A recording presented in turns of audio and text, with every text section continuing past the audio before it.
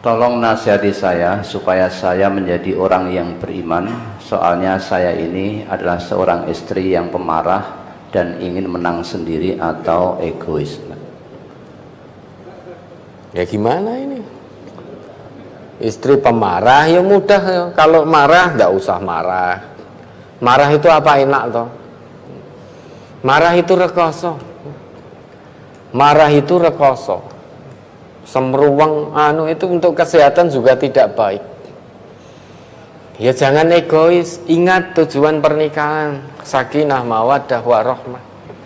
Kalau ibu sudah menjadi seorang istri, ingat kewajiban istri terhadap suami,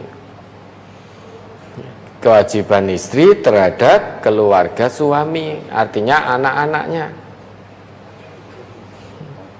Kalau ibu bisa menahan amarah, tidak egois, taat pada suami selama suami tidak mengajak maksiat, dijanjikan oleh Nabi kita, diizinkan nanti untuk memasuki surganya Allah dari pintu manapun yang disuka.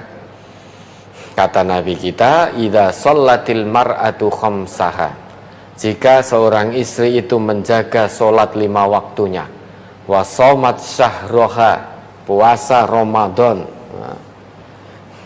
ketika tidak berhalangan, tidak ada uzur, kemudian wa hassonat farjaha, menjaga kemaluannya, tentu kecuali hanya untuk suaminya, wa ata'at ba'laha, mentaati suaminya selama suaminya tidak mengajak maksiat pada Allah dan Rasul.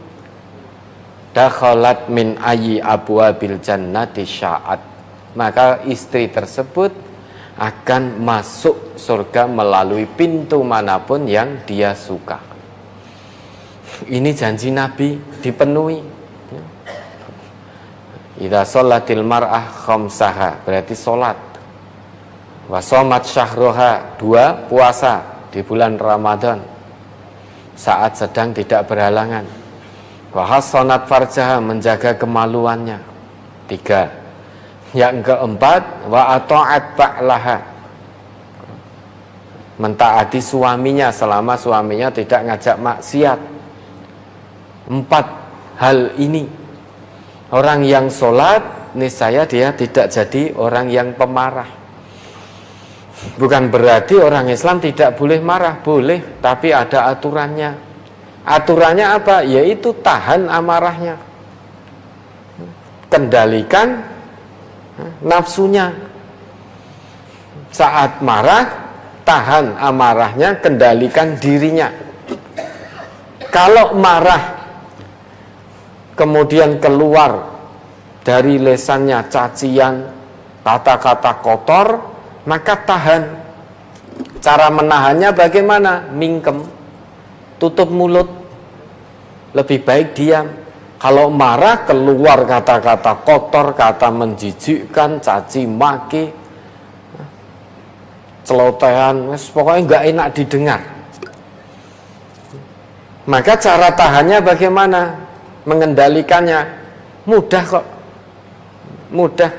Jangan dibuka mulutnya, cukup ditutup, digathuk antara bibir atas dengan bawah ini.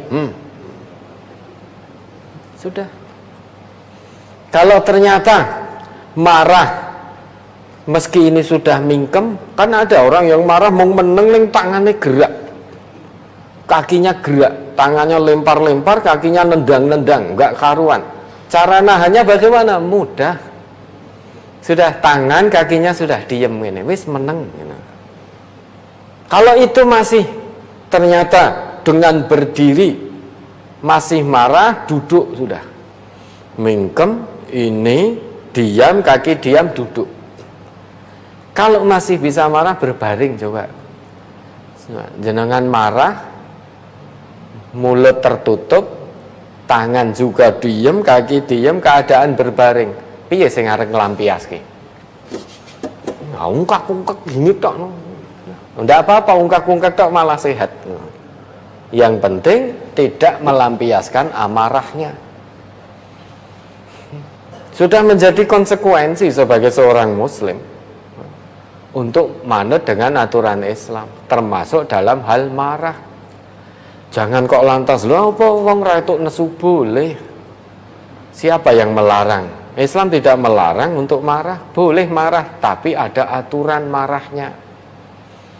Kendalikan, kuasai hawa nafsunya, kendalikan dirinya, jangan dilampiaskan. Kalau lesannya ngoceh-ngoceh nggak karuan, ya cara mengendalikannya diam. Diam berarti mingkem sudah. Karena kalau mingkem nggak apa-apa, mau nggak apa-apa, ora cetoy.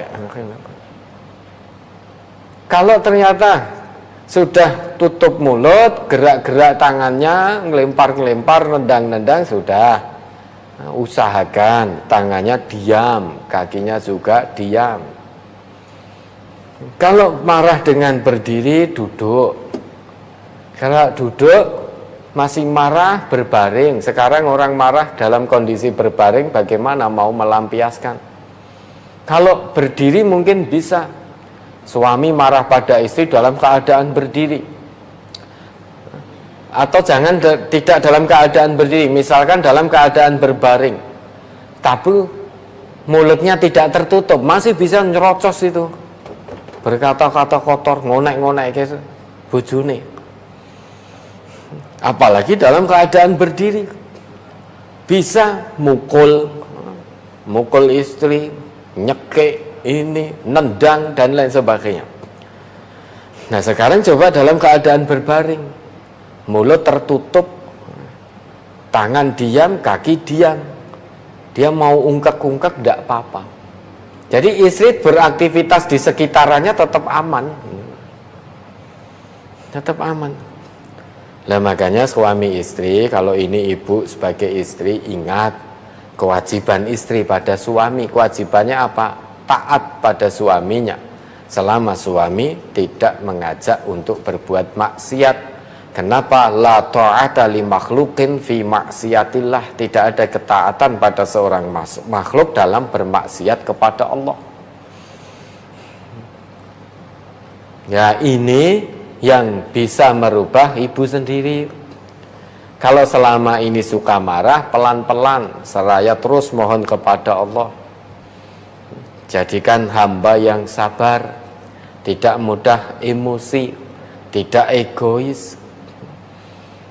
Kalau ibu sudah tahu teorinya bahwa orang sabar itu dibersamai oleh Allah, kalau marah itu aturannya dalam Islam harus begini begitu, ada aturannya. Salah satunya diam, tidak ngomong, maka tinggal ibu melaksanakan mau apa tidak. Kalau tidak mau melaksanakan, ya tidak akan berubah, tetap jadi pemarah, tetap egois. Nah, jangan dikira enak pemarah egois. Ini banyak dokter di sini itu mudah marah, egois itu dari sisi kesehatan juga tidak baik. Tidak baik. Jenengan yo merasakan nek nesu itu rasane yo ora penak, dodone kaya arep dodone ampek. Ambekan saja ngos-ngosan orang marah itu. Ngos-ngosan. Itu orang marah, ototnya tegang semua, mencereng. Sudah, tidak perlu marah. Marah boleh, jangan dilampiaskan. Sabar saja. Allah tidak akan bersamai orang-orang yang pemarah. Bahkan Nabi kita dulu ditegur oleh Allah. Walau kunta faddan ghalidal qalbi lan faddu min haulik. Ditegur kalau kamu itu mudah marah, hati keras dalam mengurusi umat berdakwah ini, niscaya umat akan meninggalkanmu. Bukan berarti Islam takut ditinggal umatnya, bukan. Namun kewajibannya adalah mendidik umat, mengajak umat menuju Allah, menuju kebenaran dari Allah. Maka biar didengarkan apa yang menjadi nasihat-nasihat kebenaran ini, maka tidak perlu dengan marah-marah. Jenengan memberikan nasihat, namun dalam keadaan marah. Orang yang dinasehati, yang pertama kali terlintas dalam benaknya adalah kondisi marah jenengan, bukan nasihat kebenaran dari Quran, dari sunnah yang diterima. Oh, fulan itu nesu-nesu terus, nek ngandani mesti nesu, anggere wis ning ngarep mik mesti nesu. Apa meneh nek arep ngisi pengajian ra ndek bahan, isine nesu tok. Ngisi pengajian lepas setang, tidak persiapan dulu. Wayah ngisi. Nanti ada yang datang terlambat, diucit-ucit terus. Ngaji ya teko, mung telat-telat terus wis rasa ngaji sisan. Atau ada yang izin, wis ngaji kok jur izin wis mati ya sisan ngono. Jadi bahannya itu ya di situ. Melihat kondisi di tempat itu. Delalah ketika sedang mulai menjelaskan, ene sing rame krungu, langsung baca surat ini, ayat ini. Latal apa itu? Jangan kamu buat gaduh terhadap Al-Quran. La tasma'u li hadzal Quran wa alghaw fi la'allakum taghlibun. Ini orang yang rame-rame ini buat gaduh. Jadi nesu terus. Kalau sudah di depan mic, tugas ngisi pengajian, tidak persiapan sehingga tidak punya materi tidak dikuasai, dapat pertanyaan raiso jawab gengsi, isine nesu wes. Kamu mau nyoba saya ya? Nesu. Kamu mau ngetes saya? Ini padahal ngisi pengajian di MTA ini alhamdulillah paling enak. Ya toh, nggak ngerti jawabannya, misalkan saya tanya sholat subuh berapa rakaat, jenengan lupa, loro po telu, cukup jawab, ya saya itu belum tahu, lupa, nanti saya kulakkan dulu, nanti pekan depan saya jawab. Begitu. Ibaratnya kita lupa maghrib 3 rakaat atau 4, ditanya itu kita tidak ngerti, jawab saja. Ya dalam hal ini saya belum tahu, atau saya kebetulan lupa bagaimana bunyi hadisnya, baik secara lafadz Arab maupun artinya. Lah ini ditangguhkan pertanyaan ini, nanti saya kulakkan dulu ilmunya, nanti pekan depan baru saya jawab, sudah selesai. Nah, ini ndak, loh mosok aku puluhan tahun ngisi pengajian, mosok ditekoni sholat maghrib pirang rakaat. Misal itu contoh simpel saja kan, itu kan ada yang begitu. Maka ngisi pengajian itu perlu persiapan. Biar bagaimanapun al-i'dadu ahammu minal madah dalam konsep pendidikan. Persiapan itu lebih penting daripada materinya. Kenapa? Orang yang punya persiapan baik, otomatis materinya terkuasai dengan baik. Meski punya materi yang sangat baik, namun tidak ada persiapan, ya materi itu tidak akan terkuasai, tidak akan tersampaikan. Lah nanti kalau ada pertanyaan tidak bisa jawab, adanya marah-marah. Apalagi ini kebetulan jadi juru dakwah udah puluhan tahun, ditekoni hal-hal yang simpel, sepele, tidak tahu jawabannya, nesu, marah. Lah ini berarti pemarah. Wong tidak tahu ya sudah, jawab tidak tahu, apa sulitnya toh jawab tidak tahu. Kalau nanti menyampaikan ternyata keliru, setelah tahu kemudian diralat, kan enak. Tidak perlu izin, masa ustadz orang ngerti. Loh ustadz yang menungso, sebanyak-banyak yang diketahui masih banyak yang belum tahu. Justru mungkin lebih banyak yang diketahui oleh yang mendengarkan. Delalai ustadz ora sregep ngrungokke pengajian, ustadznya enggak sregep ngrungokke kajian Ahad pagi. Atau kalau datang ngaji tidur.